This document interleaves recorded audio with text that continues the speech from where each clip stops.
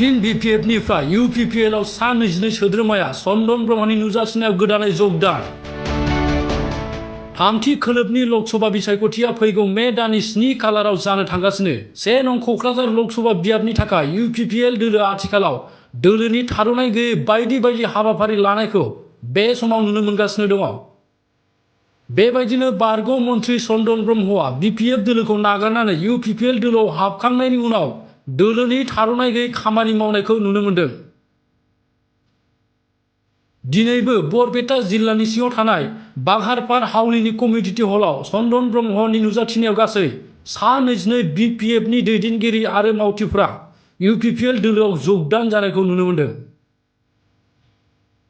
बे जयनिं जानाय सोद्रोमाफोरा फारियै सालबारि जिल्ला बिपिएफनि गाहाय नेहाथारि आब्दुल कादेर, सोनाब हाउली लाइमोन बिपिएफनि गाहाय नेहाथारि आलम सारवार, पुब हाउली बिपिएफ प्राइमारिनि आफादगिरि अरन बानवारी आरो गुबुन गुबुन बिबानाव थानाय लाइमोनफोरा दिनै बिपिएफखौ नागारनानै इउपिपिएल दोलोआव जगदान जादों।